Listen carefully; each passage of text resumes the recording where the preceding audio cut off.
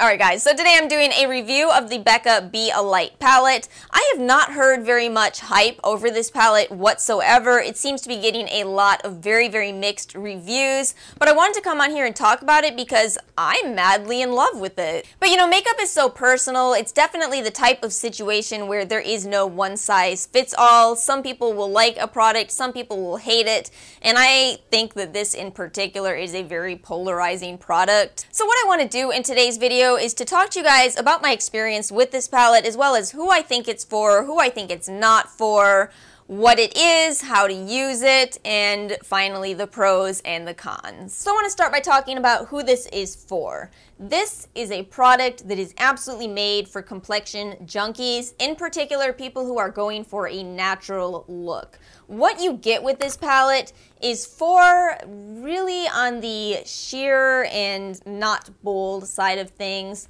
that all have a very slight shimmer, not glitter, but shimmer to them. This is the type of product that is going to enhance your natural features, which means it's going to be for people who have absolutely no problem with spending $46 on a product to ultimately use it and look like they didn't apply any products to their face whatsoever. I am wearing all of these powders on my face right now. I'm going to show you how I got this look, but as you can see, it's a very understated look. It doesn't look like I chiseled out contour. It doesn't look like I'm wearing a ton of blush, but that's the point of this. And if that type of product appeals to you, this will probably appeal to you. So of course, on the flip side of things, this is not going to be for people who do like bold makeup. If it kind of bothers you to buy a product, use it, and then 1 minute later you're kind of done with it, you're probably not going to like this either. It's a very fast, very easy to use, but not a high impact type of product. Let's go over what exactly this palette is.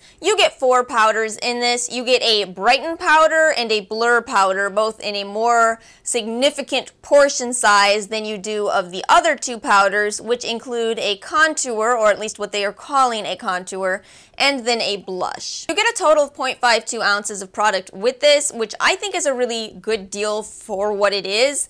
It does have a very nice mirror inside, a very nice mirror inside. The case itself is a little on the bulky side and extremely prone to fingerprints, but it is pretty, so you're either gonna love or hate the packaging on this. And worth mentioning, Becca did try to be inclusive with this palette. They have a light medium version, which is the one that I have, and then they have a medium deep version. I will touch a little bit on the slight problems with that scheme, but we'll get into that later. Let's talk about the swatches next. So this right here is that brightening powder. The brightening powder is probably the most understated product in this. That is at least 3 swipes of the product itself, and you can still barely see it. You might be able to see a very slight sheen.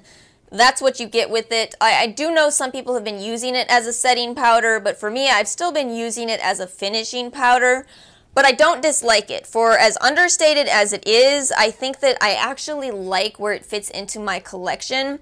Because in particular, what I don't like with the shimmery type of finishing powders is that they don't complement a natural makeup look, in my opinion, at least in my experience. I find that if I'm doing a natural makeup look and I throw on a shimmery under eye powder, it just looks out of place.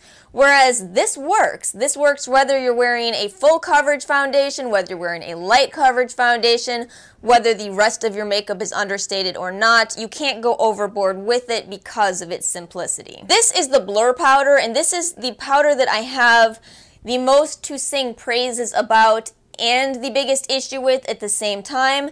As you can see, it does have color to it. Now, Becca says you can use this all over your face, but I think that is not going to be true unless you are that exact skin tone. And that's where I have to bring in my problem with the 2 separate types of palettes, the light medium, the medium deep. I think that you can attempt to encompass all of the light and medium shades in one palette, all of the medium deep shades in one palette, but with this particular blur powder, it is going to complement most people who fall directly in the middle of those. So if you are on the medium side of light or the light side of medium, this blur powder may work all over your face. Otherwise, you're going to have to figure out what to do with it. Now, since I tend to be more light, I use this on the outside of my faces to kind of almost use it as a little bit of a bronzer because it does still add color. If I took this all over my face, and believe me, I did try it, it makes my entire face look off. It changes my foundation's color, which is of course not a good look. But that said, I have to sing the praises of this because it actually provides a blurring effect.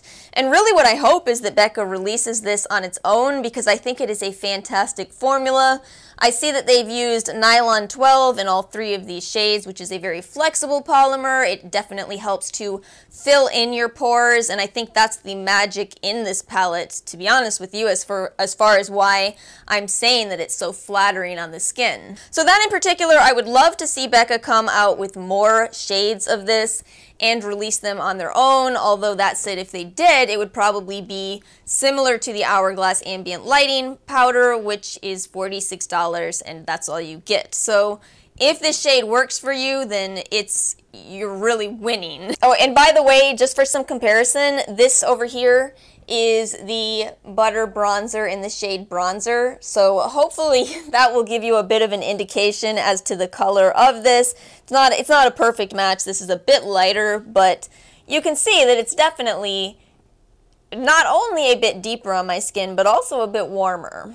Then what seems to be the most controversial powder in this palette is the contour powder, which you can probably clearly see is really quite warm toned. I have a swatch over here of Benefit's Hoola to compare, so you can see, you know, this is kind of a warm contour, but some people do use it for contour. Up next to the contour shade in this palette, it looks so much cooler, which I think is just a testament to how warm this is. That said, if you're not heavy into contouring, if you don't like a bold contour, I think it's still flattering. Just go real easy on it and it will give you basically the same effect as a bronzer. Should it be called a contour? Probably not. It's even got a little bit of a sheen to it. I think it definitely is more of a bronzer, but I think the idea and the reason they're not calling it a bronzer in this palette is because they want you to use these two together, which if you're using them together, then this is more of a contour shade. Then we have this absolutely gorgeous blush included in this. It is so stunning. It is a shimmery blush, really pretty as either a blush topper if you do want to incorporate this palette into more bold looks, but if not, it's a very nice blush that will also give you a little bit of a highlighting effect if you don't have time for both. This is that type of blush that just gives you all in one. Really pretty summer blush. I think it would complement all skin tones. I think that and the sheer powder are the only ones that I think would work on cool skin tones, which again, back to my problem with the color schemes of this. They call it light to medium, but I think it's really more of light, medium, warm. And those are the swatches of what you get in this palette. I'm about to take you guys through application of this. By the way, I did try out that blush on my eyelids because I saw the model try it that way, and I've got to say it's a very pretty eyeshadow. Alright, so I'm starting off the demo portion of this with my foundation already in place. I wanted to use a real high coverage foundation to show you guys how this alters the effect of a full coverage flatness. You know how once you apply full coverage foundation, your skin looks like it has absolutely no dimension to it.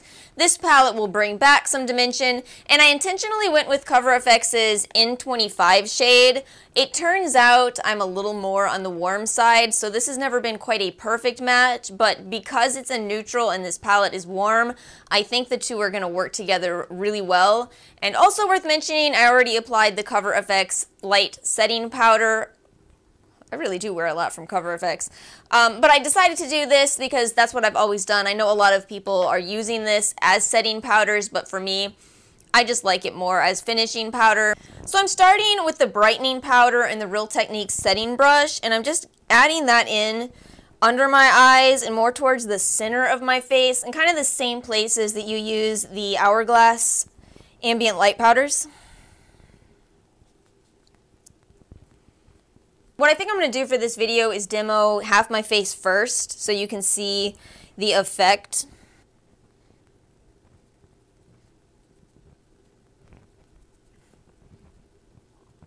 Then I'm going to go into the blur powder with the Sephora number 41 Pro Dome stippling brush. I actually think this brush is part of why I'm liking the palette so much. You guys already know I like stippling brushes, but I find this application to just work really well, so I can stipple this powder where I want it. And I'm putting this more on the edges of my face, just kind of all over. But I'm going to take it intentionally in right here where I have pores. And then I'm taking it a little bit down my neck too. I'm going into the contour shade, and I'm going to do really, really light contouring. Really light, not going to do any nose contouring.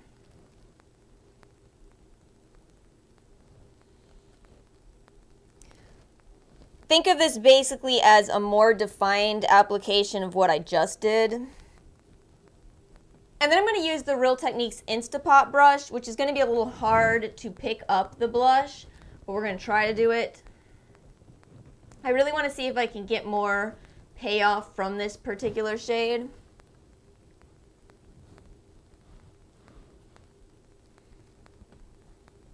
I'm pretty convinced this brush is the brush to give max payoff, so that's gonna be the most color you're going to get from this blush is what I'm demoing right now. So you are now looking at half my face in this palette and then the other half without, and I think you can really see the difference in the depth as well as the brightening effect. You know, it's nothing that's dramatic. That's definitely not what this palette does, but I think it gives a very natural glow.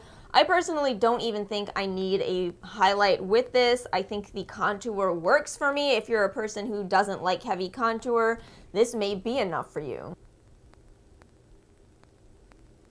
So I want to end this video by recapping the pros and cons of this palette. First off, I think this is a gorgeous summer palette. I think this is the exact type of colors that really bring out your tan, bring out the warm tones in your skin if you don't have a tan. Just very flattering overall during those summer months. Of course, the inherent con in saying that is you have to ask yourself, are you going to get a lot of use out of this palette during the winter? And another pro and con that's absolutely attached to that is that even if a summer product flatters certain skin tones, which I think many summer products do they work on cool tones to the same extent? With this one, I'd have to say no. I definitely feel like there's a lot of skin tones that are going to be excluded from being able to use this, even though Becca tried. Becca tried so hard by having a light and medium and a medium dark division. They tried.